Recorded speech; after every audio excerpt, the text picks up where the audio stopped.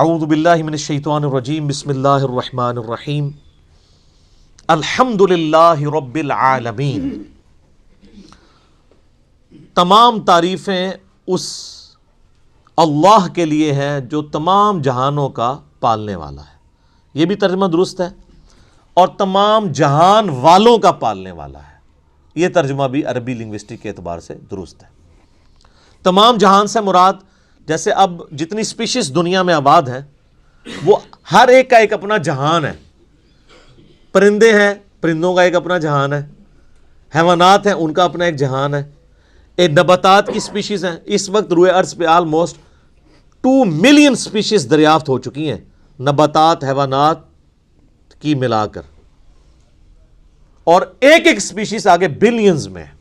انسان ہی دیکھ لیں 7.5-8 ارب کے قریب ہیں، اور باقی حشرات الارض اگر آپ گننا شروع کریں نہ ختم ہونے والے۔ تو یہ تمام کا پالنے والا کون ہے؟ اللہ۔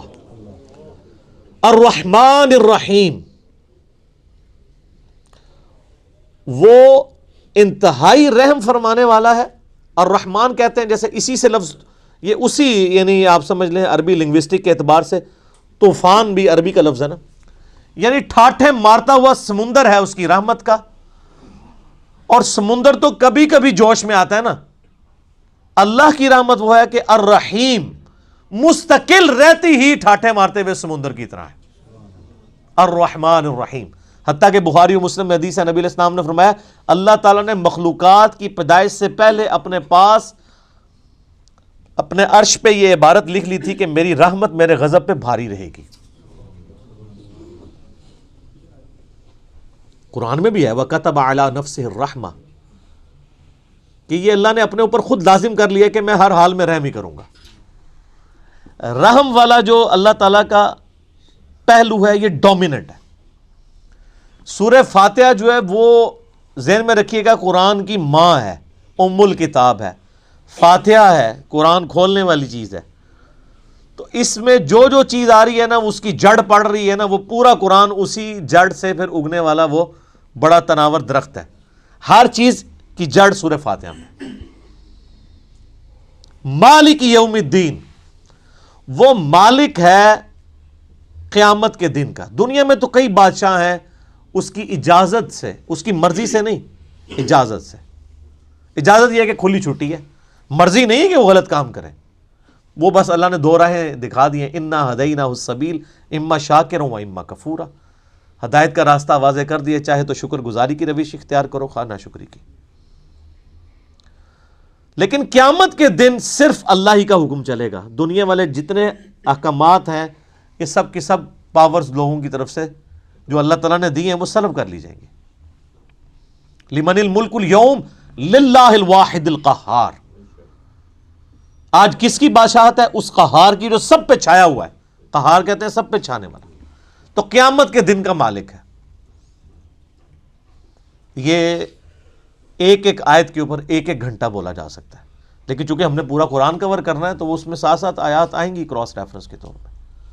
ایاک نعبد و ایاک نستعین، تعریف کرنے کے بعد اے اللہ ان ساری چیزوں کے ہوتے ہوئے حق تو یہ ہے کہ عبادت بھی تیری ہوگی، دعا بھی تجھی سے کی جائے گی۔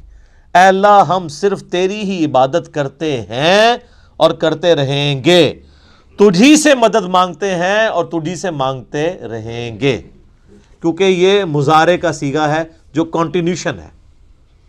پریزنٹ ٹینس اور فیوچر ٹینس عربی میں ایک ہی ہوتا ہے، ہمارے تو 3 ہوتے ہیں نا اردو میں اور انگلش میں، پاسٹ، پریزنٹ اور فیوچر۔ عربی میں فیوچر اور پریزنٹ کے لیے ایک ہی صیغہ استعمال ہوتا ہے، وہ یہاں پہ استعمال ہوا ہے، ایاک نعبد و ایاک نستعین۔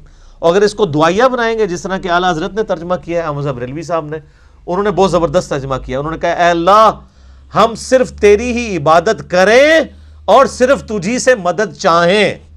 یہ علیحدہ بات ہے کہ وہ خود اور ان کے ماننے والے غیر اللہ سے بھی مانگتے رہے ہیں، ترجمہ ٹھیک کیا ہے۔ اسی لیے میں کہتا ہوں قرآن میں کوئی چیز نہیں داخل ہو سکتی، قرآن کا ترجمہ فٹ ہے، آپ کسی کا اٹھا کے دیکھ لیں، ترجمہ سب نے ٹھیک کیا ہوا ہے۔ اچھا، عبادت میں تو دعا بھی شامل ہے۔ جامعہ ترمذی میں حدیث ہے سنن نسائی میں حدیث ہے، ابن ماجہ میں، الدعاء هو العبادہ، دعا عبادت ہے۔ تو جب دعا عبادت ہے تو ایاک نعبد میں دعا شامل تھی، یہ پھر ایاک نستعین کیوں آیا؟ اس لیے کہ سب سے سینسٹیو ایشو ہی دعا کا ہے، غیر اللہ کو مدد کے لیے پکارنے کا۔ تو اللہ تعالیٰ نے اس کو اسپیسیفکلی بیان کیا، اس کے باوجود امت کی اکثریت غیر اللہ سے مدد مانگ رہی ہے۔ ایک تو ہے ظاہری اسباب، وہ تو آپ مانگیں، تو قرآن میں حکم ہے وَتَعَاوَنُوا عَلَى الْبِرِّ وَالتَّقْوَى وَلَا تَعَاوَنُوا عَلَى الْإِثْمِ وَالْعُدْوَانِ، یہ تو بالکل ٹھیک ہے۔ وہ ایک مفتی صاحب جو کیو ٹی وی پہ بیٹھے ہوئے ہیں لوگوں کے عقیدے خراب کرنے کے لیے، وہ کہتے ہیں جی اب پھر ہم امی سے روٹی نہ مانگیں جا کے۔ بھائی امی سے روٹی وہ مانگتا ہے جس کی امی گھر موجود ہوتی ہے، جس کی امی قبرستان میں آرام فرما ہوتی ہے۔ اگر وہ امی سے روٹی مانگ رہا ہو تو اسے کیا کہا جاتا ہے؟ پاگل یا مجذوب، تھوڑے سوفسٹیکیٹڈ ورڈ، مجذوب یا پاگل۔ تو یہ پاگلوں سے آپ گفتگو کر رہے ہیں، یہ دھوکہ دے رہے ہیں۔ وہ کہتے ہیں جی کوئی دریا میں ڈوب رہا ہو تو اللہ کو پکارے گا، یا جو وہاں پہ کنارے پہ لوگ موجود ہیں ان کو پکارے گا؟ بھئی یہ تو ساری اسباب ہیں۔ تو سر وہ اس وقت شیخ عبدالقادر جیلانی کو بھی پکار کے دیکھ لے اگر اس کو ہے کہ وہ بچا لیں گے، کیونکہ اللہ نے دنیا کو اسباب کے ساتھ جوڑا ہوا ہے۔ ان کو اگر اپنے بزرگوں پہ اتنا مان ہے تو یہ پھر دریا میں چھلانگ مارے نا اور پکارے بزرگوں کو۔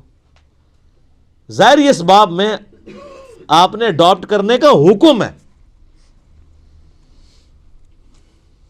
ہاں جو دعا مانگی جائے گی بغیر اسباب کے، آپ جو غائب میں مدد کے لیے پکار رہے ہوتے ہیں، مثلا یہاں بیٹھے میں ان کو کہتا ہوں مجھے پانی پلا دیں، بالکل ٹھیک ہے، لیکن یہ بغداد میں قبر کے اندر ہے، میں کہتا ہوں مجھے پانی پلا دیں، وہی جملہ شرک میں لے جائے گا۔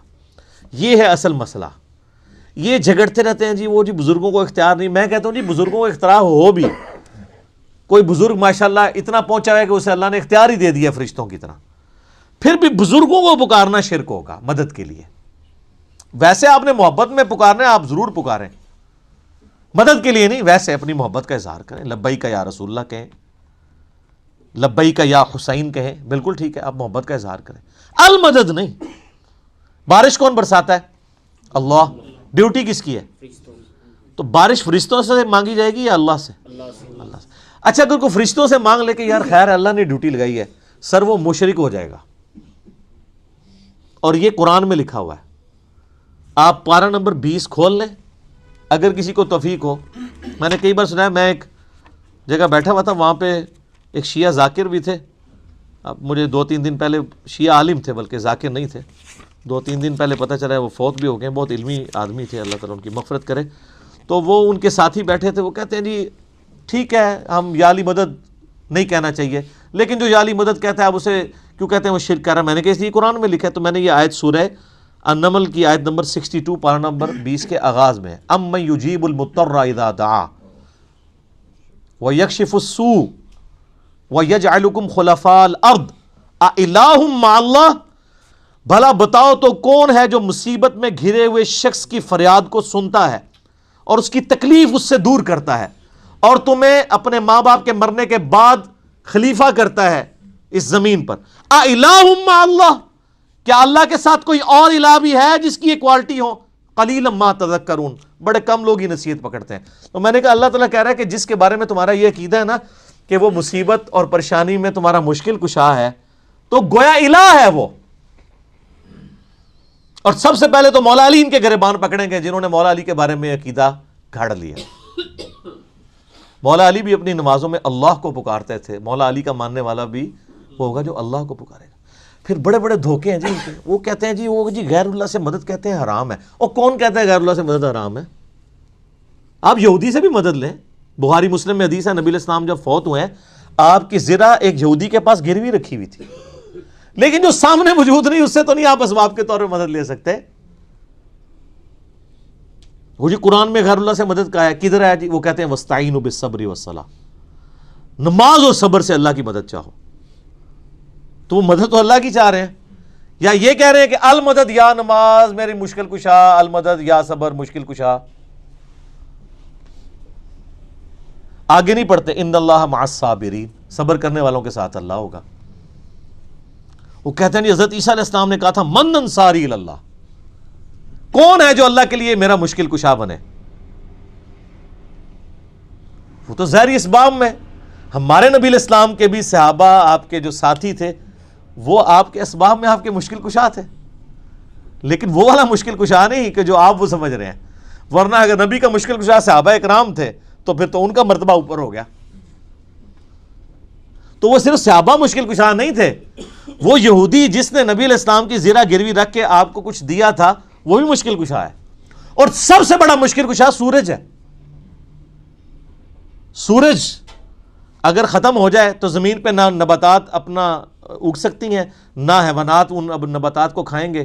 سب کچھ ختم ہو جائے گا. دنیا میں ہواؤں کا چلنا، موسموں کا بدلنا، یہ سب کچھ سورج کی وجہ سے ہے. تو کوئی کہتا ہے المدد یا سورج، کسی کے ذہن میں یہ وہم بھی آتا ہے کہ سورج مشکل کشا ہے، حالانکہ آپ کے بزرگ تو کچھ بھی نہیں کر سکتے جو کچھ سورج کر رہا ہے، اور سورج کو موت بھی نہیں ہے، یہ آپ کے بابے مر چکے ہیں. تو کہیں نا المدد یا سورج، کہیں گے نہیں جی سورج کا کیا کمال ہے، وہ تو اللہ نے اس کی ڈیوٹی لگائی ہوئی ہے، تو ہم اس کو کیوں پکارے، ہم اللہ کو کیوں نہ پکارے. تو بابوں کی بھی اگر ڈیوٹی لگی ہوئی ہے تو بابوں کو نہ پکارو. ویسے ڈیوٹی کو نہیں لگی ہوئی، اگر لگی بھی ہو for the sake of argument, تمہاری جعلی جو دلائل ہیں اس پہ ایگری کرتے ہوئے، پھر بھی ان کو نہیں آپ پکارو گے. شرک ہو جائے گا اور ناقابل معافی جرم ہو جائے گا. یہ اتنے سارے انہوں نے دھوکے دیے ہوئے ہیں، اور زیادہ تر ظاہری اسباب کے ذریعے دے رہے ہوتے ہیں. وہ جی صحیح بخاری میں حدیث ہے، یہ ایک صحابی کی پنڈلی ٹوٹ گئی، وہ حضور کے پاس حاضر ہوا، آپ علیہ السلام نے ہاتھ پھیرا. بالکل ٹھیک ہے، لیکن آج اگر کسی کی پنڈلی ٹوٹے گی تو نبی علیہ السلام تو دنیا میں موجود نہیں ہے. اور اگر آپ کو اتنا شوق ہے تو آپ اپنی پنڈلی توڑیں، آپ کو روزہ شریف پہ لے جاتے ہیں، پتہ چل جائے گا جڑتی ہے کہ نہیں. نبی علیہ السلام دنیا میں موجود ہوں، ہم دعا کروانے کے لیے اپنے مسائل ان کے سامنے لے کے جائیں گے. تو اس میں کافی سارے دھوکے ہیں. میں نے 2.25 گھنٹے کا لیکچر دیا ہے دعا صرف اللہ ہی سے. مسئلہ نمبر 3 میرا ریسرچ پیپر نمبر 3 بھی ہے، دعا صرف اللہ ہی سے، جو ہزاروں لوگوں کے عقیدہ توحید کی اصلاح کا سبب بنا ہے.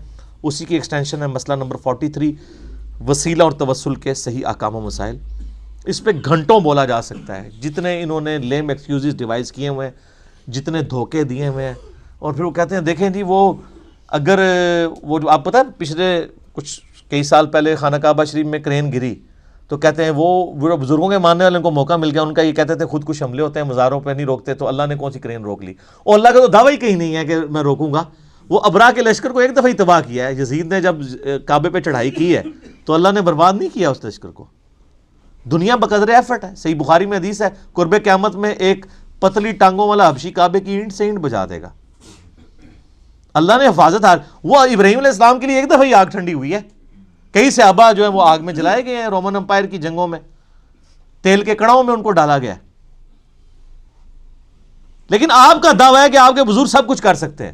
ہم کہتے ہیں پاکستان کی بجلی پوری کر دیں.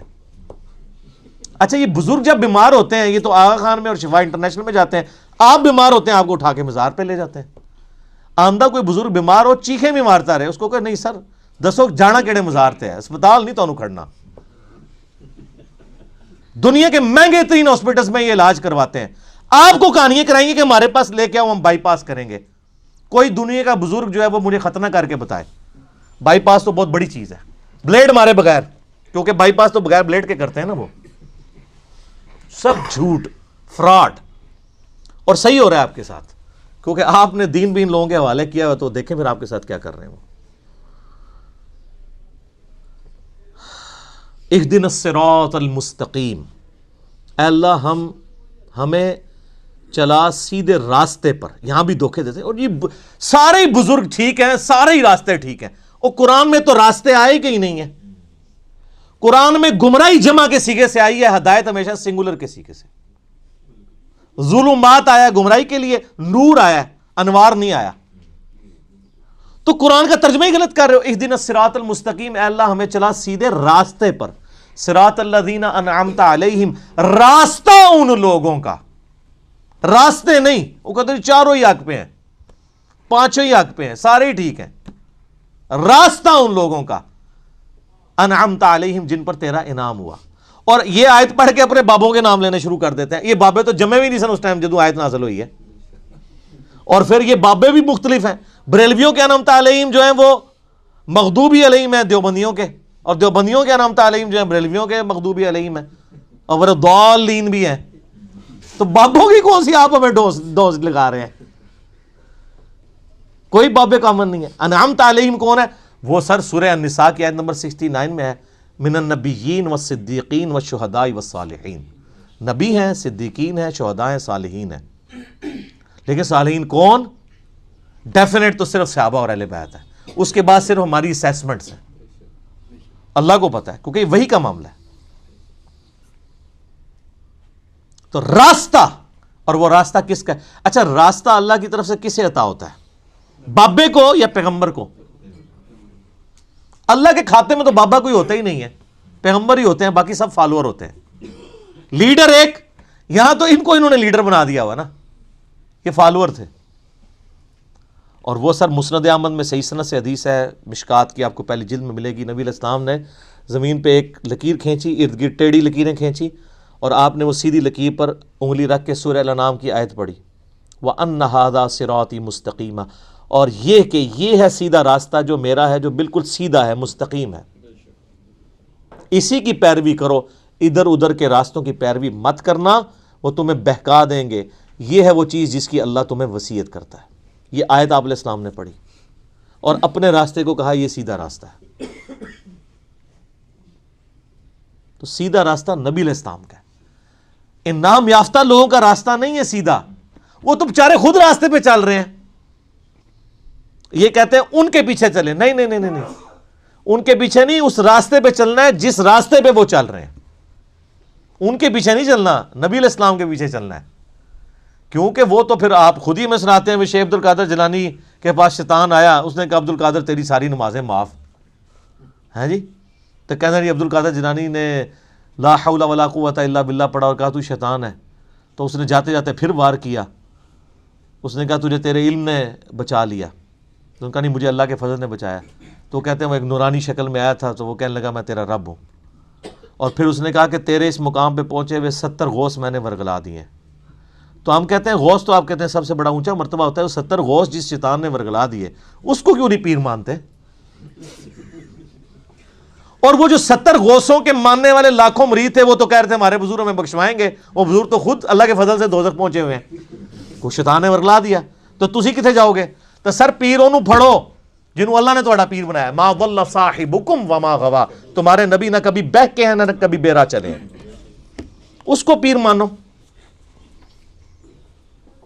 سناتے خود ہیں اور انجینئرنگ پھر جب ہم کرتے ہیں ان کو سمجھ آتی ہے ہمارے ساتھ ہو کیا گیا.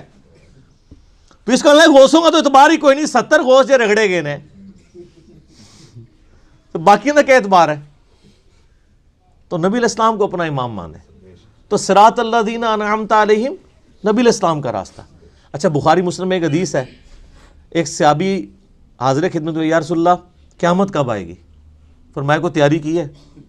کہ یا رسول اللہ بس موٹے موٹے فرض ہی پورے کرتا ہوں، زیادہ کوئی باتیں نہیں میرے پاس. یعنی باتوں سے مراد یہ نہیں ہے کہ نماز ہی نہیں پڑھتا ہوں، یعنی نفلی باتیں نہیں ہیں، کوئی نفلی روزے نہیں رکھتا، بہت تہجدیں اشراقیں نہیں پڑھتا، موٹا موٹا جو فرض دین ہے اس پہ چلتا ہوں. البتہ میں اللہ اور اس کے رسول سے محبت کرتا ہوں. تو نبی علیہ السلام نے فرمایا پھر اللہ اور اس کے رسول تیرے ساتھ ہوں گے. انس ابن مالک کے بخاری مسلم میں الفاظ ہیں کہ ہمیں اسلام لانے کے بعد پوری زندگی حضور کے کسی فرمان سے اتنی خوشی نہیں ہوئی جتنے اس فرمان سے ہوئی کہ جو اللہ اور اس کے محبوب سے محبت کرتا ہے، اللہ اس کا محبوب اس کے ساتھ ہوں گے.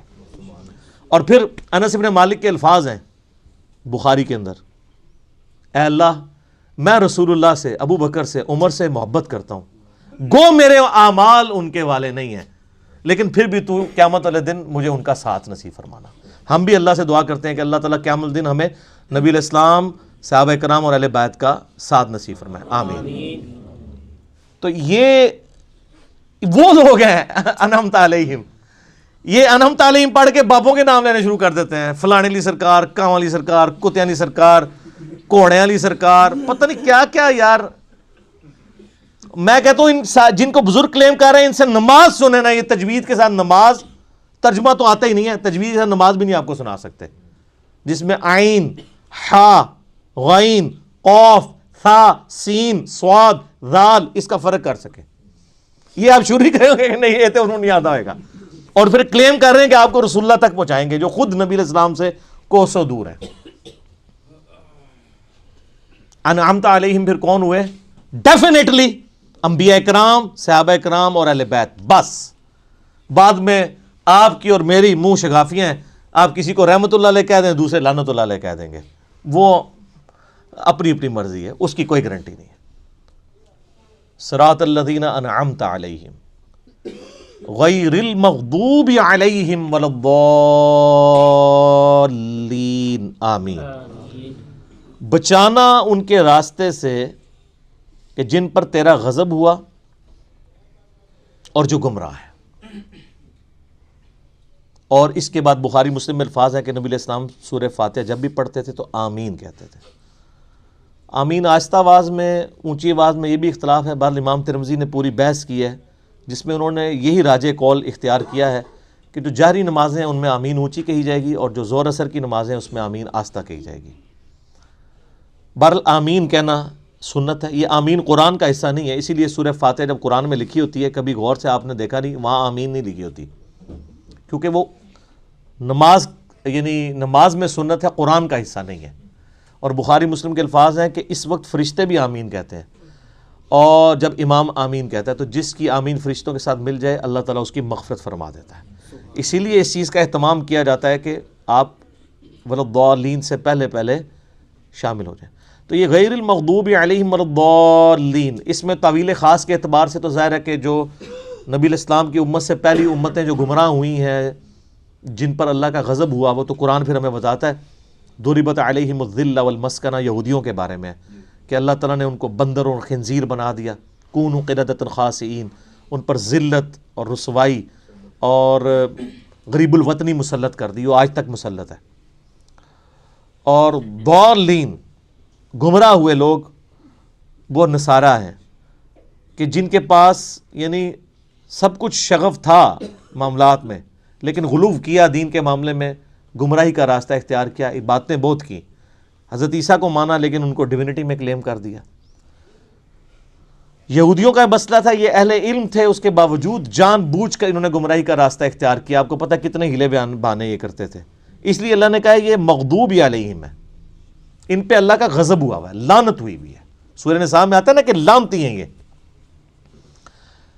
عیسائیوں کو اللہ نے لعنتی نہیں کہا اس سختی کے ساتھ، کیونکہ ان میں اکثر لوگ سیدھے سادے تھے، گمراہ ہو گئے، لیکن ہے گمراہ ہے، یہ نہیں کہ ان کا سیدھا پن ان کو بچا لے گا، ایسا نہیں ہے۔ لیکن بڑا جرم ہے کہ جان بوجھ کے ایسا کرنا۔ تو غیر المغضوب علیہم، جن پر اللہ کا غضب ہوا، والضالین، اور جو گمراہ ہوئے۔ یہ آخری آیت ہے۔ اچھا، وہ بعض لوگ کہتے ہیں وہ جی ہر ایک کی جگہ آیت پڑھی ہوئی، یہاں آیت نہیں پڑھی۔ یہ آیات کے جو نشان بھی ہیں نا، یہ بھی مطلب کوئی آپ پرانے مصحف اٹھائیں گے نا، اگر کلمی ان میں نہیں تھے، یہ تو ڈویژن بعد کی ہے۔ اندازے تو موجود تھے، یعنی جو آگے ہم گول وہ استعمال کرتے ہیں، تو عموماً جو قرآن چھپتے ہیں نا ان میں وہ والی غیر المغضوب علیہم ولضالین سے پہلے جو ہم پڑھتے ہیں نا صراط الذین انعمت علیہم، اس کے اوپر نہیں ہوا ہوتا، یعنی وہ گول نشان نہیں ہوتا، تو اس سے لوگ سمجھتے ہیں کہ شاید یہ پوری ایک آیت ہے تو پھر بسم اللہ کو شامل کریں گے تو 7 آیتیں پوری ہوں گی۔ نہیں، یہ 2 آیات ہیں، اور میں نے ٹیکنیکلی جو دلائل رکھے ہیں اس سے یہ چیز ثابت ہوتی ہے کہ سورہ فاتحہ کا حصہ بسم اللہ شریف نہیں ہے۔ اب یہ سورہ فاتحہ جو ہے، اگر آپ اس کو اوور ویو کریں نا، تو قرآن پاک میں جتنی بھی چیزیں بیان ہونی ہیں آئندہ آنے والے قرآن میں، سب کی جڑ اس کے اندر موجود ہے۔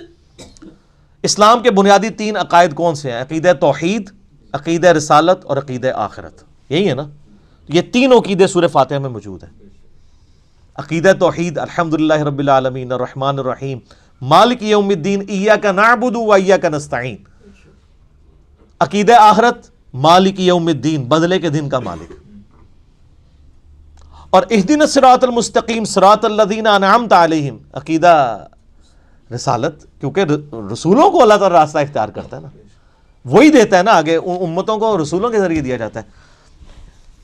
تو پورے قرآن کا جو یعنی آپ سمجھیں عقائد کی بنیاد اس صورت میں ہے کہ تمہیں مرنے کے بعد اپنے رب کے حضور پیش ہونا ہے، وہ قیامت کے دن کا مالک ہے۔